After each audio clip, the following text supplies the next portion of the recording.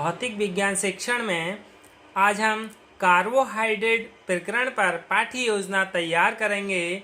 दिनांक 26/6/2020, विषय विज्ञान, उप विषय रसायन विज्ञान, कक्षा व वर्ग 7th C, कालांश 2, अवधि 35 मिनट्स। इसके सामान्य उद्देश्य हैं यानी जनरल ऑब्जेक्टिव, छात्रों में विज्ञान विषय के प्रति रुचि उत्पन्न करना, छात्रों में वैज्ञानिक एवं सैद्धांतिक दृष्टिकोण विकसित करना, छात्रों में तर्क शक्ति, विचार शक्ति, कल्पना शक्ति आदि मानसिक शक्तियों का विकास करना, छात्रों को वैज्ञानिक तथ्यों का ज्ञान कराना तथा उनका व्यावहारिक उपयोग सिखाना। ये क्या इसके सामान्य उद्देश्य हैं। अब हम विशिष्ट उद्देश्य जान लेते हैं। स्पेसिफिक ऑब्जेक्टिव यानी छात्र कार्बोहाइड्रेट के विषय में जान सकेंगे, छात्र कार्बोहाइड्रेट के प्रकार के विषय में जान सकेंगे, छात्र कार्बोहाइड्रेट के लाभ के विषय में समझ सकेंगे। ये क्या है इसके विशिष्ट उद्देश्य हैं। और अब हम पूर्व ज्ञान यानी प्रीवियस नॉलेज जान लें कि क्या है इसमें। यानी छात्र कार्बोहाइड्रेट के विषय में सामान्य जानकारी रखते हैं। शिक्षण सहायक सामग्री यानी टीचिंग एड्स, वास्तविक वस्तु चावल, वास्तविक वस्तु चीनी और वास्तविक वस्तु आलू, ये तीनों शिक्षण सहायक सामग्री कैसी होंगी, प्रत्यक्ष वस्तु होंगी। अब हम प्रस्तावना प्रश्न जान लें कि क्या है, कैसे बनते हैं प्रस्तावना प्रश्न। छात्रों, हम अपने आसपास कौन सी वस्तुएं देखते हैं। छात्र कहेंगे हम अपने आसपास पेड़ पौधे जीव जंतु देखते हैं।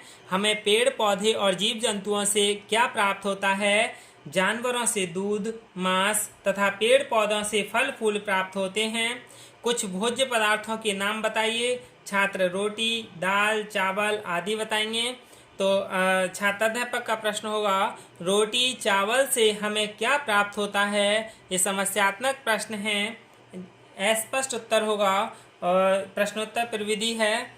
उद्देश्य कथन, नवीन ज्ञान प्रस्तुतिकरण। छात्राध्यापक कथन होगा कि गेहूं, चावल आदि से हमें कार्बोहाइड्रेट प्राप्त होता है। छात्रों, आज हम कार्बोहाइड्रेट के विषय में विस्तार से जानेंगे। छात्र ध्यान पूर्वक सुनेंगे व समझेंगे। कथन विधि है।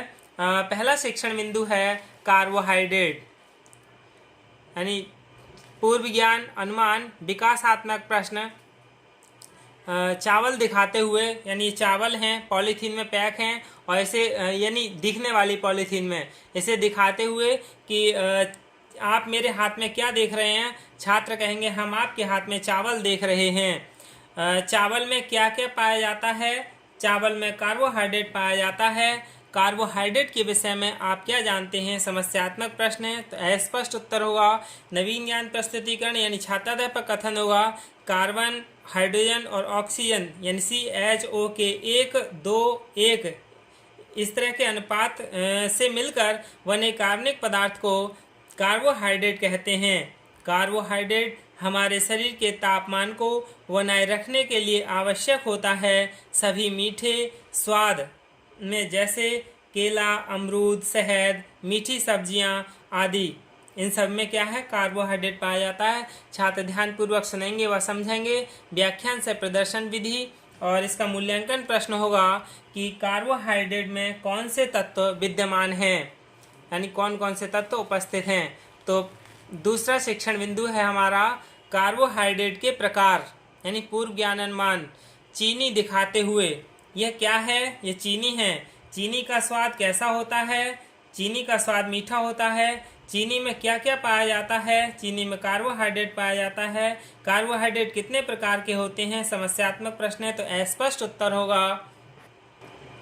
हमने चीनी जो वास्तविक वस्तु थी, प्रत्यक्ष वस्तु, इसे दिखाते हुए प्रश्न यानी हमने विकासात्मक प्रश्न में प्रयोग किया, जिसमें छात्रात्मक कथन होगा, कार्बोहाइड्रेट 2 प्रकार के होते हैं, साधारण कार्बोहाइड्रेट, जटिल कार्बोहाइड्रेट। साधारण कार्बोहाइड्रेट में चुकंदर, शक्कर, शहद, केक, आइसक्रीम, सॉफ्ट ड्रिंक आदि में मिलती हैं।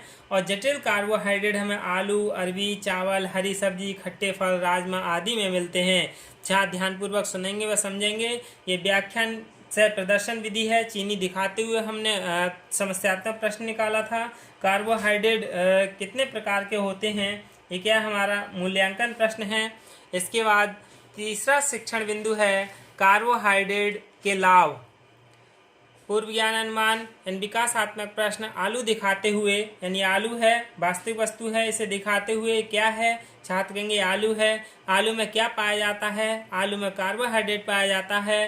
कार्बोहाइड्रेट के क्या क्या लाभ हैं, समस्यात्मक प्रश्न तो स्पष्ट उत्तर होगा। फिर नवीन ज्ञान प्रस्तुतिकरण यानी छात्राध्यापक कथन होगा कि कार्बोहाइड्रेट शरीर को ऊर्जावान बनाए रखने के लिए बेहद जरूरी है, लेकिन वजन बढ़ने के लिए सबसे पहले कार्ब्स को दोषी ठहराया जाता है। लेकिन यह जानना जरूरी है कि प्रत्येक कार्ब्स शरीर को मोटा नहीं करते, यानी शरीर को ऊर्जावान रखते हैं, विभिन्न तरह के रोगों से बचाते हैं, खाने के पाचन में मदद करता है। यानी कि कार्बोहाइड्रेट हमें खाने के पचाने में भी लाभ देता है। छात्र ध्यानपूर्वक सुनेंगे व समझेंगे। व्याख्यान विधि है, इसका मूल्यांकन प्रश्न है कि कार्बोहाइड्रेट का कोई एक लाभ बताइए। छात्र कहेगा कि यदि अच्छे से पढ़ा है तो बता देगा कि कार्बोहाइड्रेट शरीर को ऊर्जावान बनाए रखने के लिए जरूरी होता है।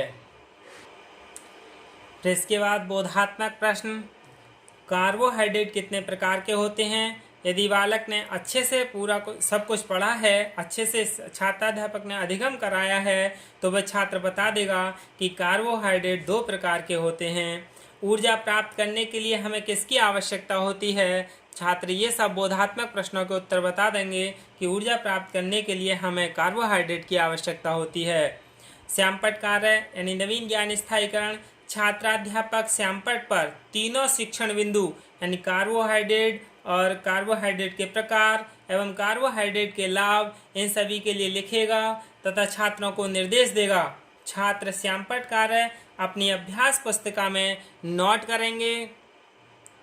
फिर निरीक्षण कार्य यानी लेखन कार्य, छात्राध्यापक श्यामपट्ट कार्य उतारने का निर्देश देगा तथा कक्षा में घूम घूम कर निरीक्षण करेगा,